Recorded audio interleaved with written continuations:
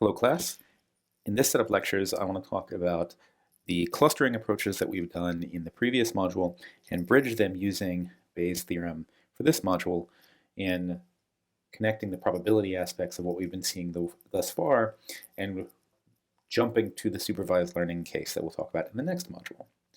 So first, just to refresh, last week we talked about bridging probabilities and movie clusters. Looking at the movies that we had in our data set, we were able to apply the k-means algorithm to extract 32 clusters of these movies. And then we could ask questions about what's the probability of a movie belonging to a particular cluster. We were able to do this relatively easily, saying, well, we have 51,000 movies and we have 32 different clusters. What's the probability of being in one cluster or another?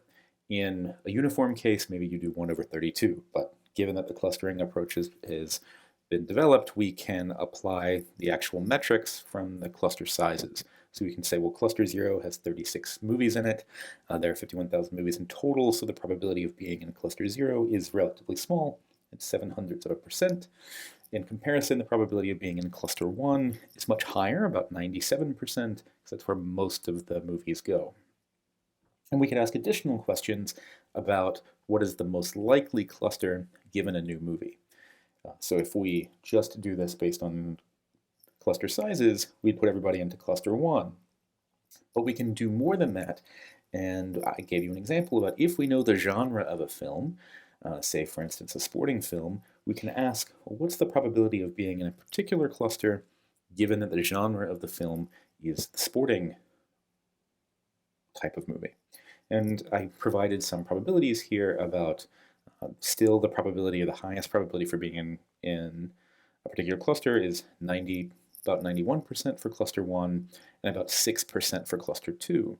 And in comparison, if we do this for Westerns, we get about 94% in cluster 1 and a little bit more than 1% in cluster 8. So at the very least, the genre of a movie has some interaction with the cluster that movie goes into. So we can ask questions about, well, if we know something about the genre of the movie, can we get a better refined estimate or probability of which cluster is the most probable? And that brings us to what we want to do this week, where first I want to briefly discuss marginal probability, being able to evaluate all the different ways we can evaluate probability and the different events that we can measure using the information we have from this clustering information. Then we'll talk about Bayes' theorem and then how it applies to this data to help us identify most likely or most probable clusters. So first, we want to understand, given a movie with a particular genre, what's the most likely cluster, or what's the most probable cluster that movie will go into? Before we answer that question, let's briefly talk about the things that we already know. So as I showed, we can talk about the probability of a particular cluster. Basically, it's the size of that cluster divided by the number of movies in total. And that gives us, well, if you were to pick a movie, what's the probability of being in one particular cluster or another, given no additional information about the movie. We also have probabilities of different genres. What is the number of movies that have a particular genre, sports or Western or science fiction, and then divide that through by the number of movies in total, and we get the probability of a movie having a particular genre. And we could, through relatively straightforward counting, evaluate the conditional probability. What is the probability of a movie having a particular genre given that movie is in a particular cluster? Here we estimate that by saying, well, what's the number of movies in that particular cluster that also have that particular genre? And then we divide through by the number of movies in that particular cluster. So to do this, say we already have the clustering developed. If we focus in on just that particular cluster, pretend that's the entire data set, and calculate the probability of a particular genre just in that cluster, and we get that conditional probability. What's the probability of being a particular genre given that we exist in a particular cluster? Now, since we know what the probability of the different clusters are, we can go even further. We can actually calculate the joint probability of being a movie being a particular genre and from a particular cluster. So if you were to take one movie out of this set of 51,000, we can evaluate or calculate the probability of a movie being the sporting genre and cluster 0, or the Western genre and cluster 8. The way we do this is through this product of prior and conditional probabilities. We can say, well, since we know the probability of a movie being in a particular genre, given that it's in a cluster, that particular cluster, and we know the probability of being in that particular cluster, that the product of those two things gives us the joint probability of the two events together, or the global probability of a movie being in both cluster Y or cluster X and of genre Y. Another way to calculate this, in fact, that'll get you to the same number, is the probability of genre Y, or a movie being in genre Y, times the probability of a movie being in cluster X. These are going to give you the same joint probability estimates. And in fact, you can, if you look at the math for how these break down, just number of movies with a particular genre divided by the number of movies times the number of movies in a particular cluster divided by the number of movies, you actually can simplify out the equations to see that they are in fact the same values. But crucially, the probability of the genre and cluster jointly is not the same as the probability of the genre given the cluster. This can be quite different. So in the case where we have a cluster that has only one movie in it, for instance, the probability of that cluster is very low, but the probability of that genre in that cluster might be very high, or 100% if there's only one movie. That's clearly not the joint probability of taking a random movie from our data set and knowing or identifying which genre and cluster it's in. So there's some points here to be on the lookout for. To this point, though, there are multiple ways to come to the same set of numbers. So, for instance, when I talked about the things we know the probability of a particular genre. We can just look for all the movies that have the sports genre and divide through by the number of movies in total in our data set, and that gives us the probability of that genre. Alternatively, we can look at the joint probability of movies having a particular genre from a particular cluster. And if we sum across all of the clusters in our data set, what's the probability of a movie being a sporting movie and from cluster 1? Or what's the probability of being a sporting movie and from cluster 2, and so on?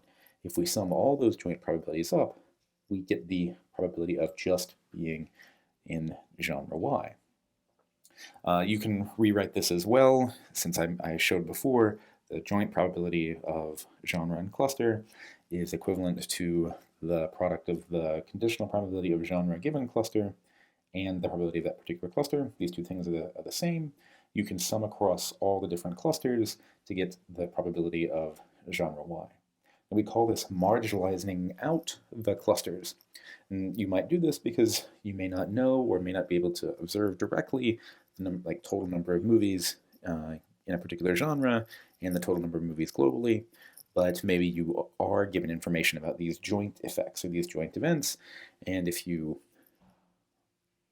marginalize out this second factor, here in this case cluster, you can get an estimate for the probability of genre. And you can flip this as well. You could marginalize out the genre to get the probabilities of the different clusters, assuming that you have probabilities of all the genres. Again, though, this is not the same as the sum of the conditional probabilities of a genre given cluster, because we're not accounting for the probabilities of the different clusters. So that gets to marginalizing out particular aspects of discrete events. Now we can look at Bayes' theorem and try and evaluate probabilities of clusters given our knowledge about movies. To refresh, so I showed you the other video, or you should have watched the other video from Crash Course about Bayes' theorem and what this looks like. Just to refresh here, though, we say that the probability of A given B is equal to the product of the probability of B given A times the probability of A divided through by the probability of B. For our particular case, we can say A is the cluster we care about, and B is the genre of the film that we want to know what cluster is most probable. So then by rewriting, we can see what's the probability of the cluster given our genre, that is equal to the fraction of the conditional probability of that genre times that times the probability of that cluster divided through by the probability of that genre. Alternatively, you can say the joint probability of the genre and the cluster divided by the probability of that genre, and that gets us the same value, the probability of that cluster given that genre. So when we start to write this out, we can say this equation comes from the fact that the products of the joint probabilities and the prior probabilities are the same. You can write them in either order. So that is the probability of the cluster given the genre times the probability of that genre is equal to the probability of the genre given the cluster times the probability of that cluster. So then we can see that both of these quantities, both of these products, are in fact the probability of the cluster and the genre jointly. And since all of these values are the same, we can rewrite them to get us to Bayes' theorem at the top. And now we can apply that to our data to finally answer this question: what's the probability of a given cluster, or a particular cluster rather, given a particular genre? And here all that translates into looking at the product of the probability of the genre given the cluster, which we know, we've already talked about how to do that, times the probability of that given cluster, and then we divide through by the probability of that genre, and that gives us the probability of that particular cluster. But if we want to know which cluster a movie is going to go into, we actually don't need to do this once. We have to do this for all of our clusters and then evaluate which one of them maximizes the probability. Which cluster is the most probable cluster for this movie, given that its genre is sports. So yeah, this is really what we want. Since that's what we want, really what this means is we're going to calculate for every possible cluster, in our case 32, that k equals 32, what's the probability of cluster 1, given that the genre is sport, cluster 2, given that the genre is sport, all the way up to our nth cluster, or the 32nd cluster here. But if you look at all of these values, you'll see each one of them has the same value in the denominator. All of them are dividing through by the probability of the genre being sport, which actually is not particularly useful from the standpoint of maximization. We care a lot about the probability of the different clusters. Those are going to be different across all of our clusters.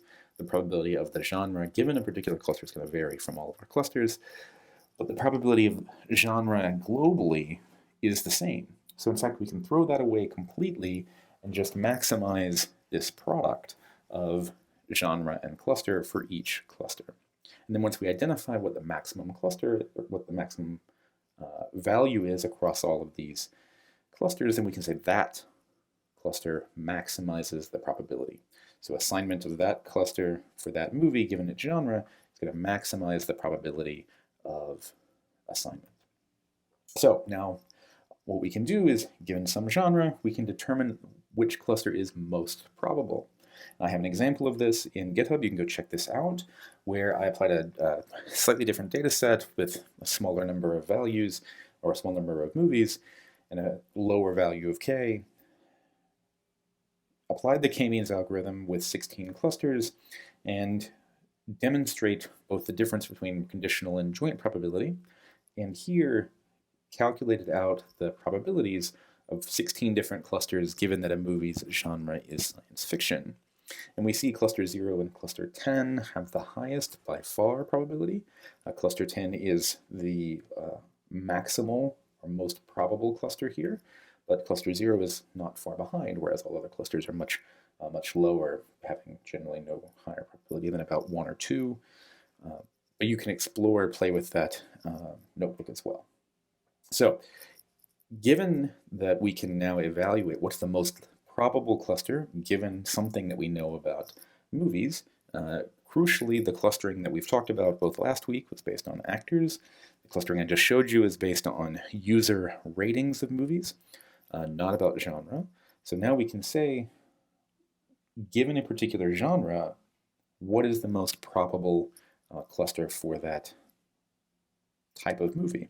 We can think about this actually as a supervised classification task, where we have labels that are essentially these cluster assignments, and we have features being, or a particular feature being the movie's genre. And now by maximizing the cluster given a particular genre, we can take that as our supervised model to produce cluster assignments based on these labels. Even if we don't know anything about how these labels were generated, what really constitutes the assignment in these clusters. And that actually will get us to the supervised learning tasks that we will start discussing next week, where we have some idea about what labels might be. We've grouped items into particular classes, or we have some binary sets of labels about this thing is or is not some particular class.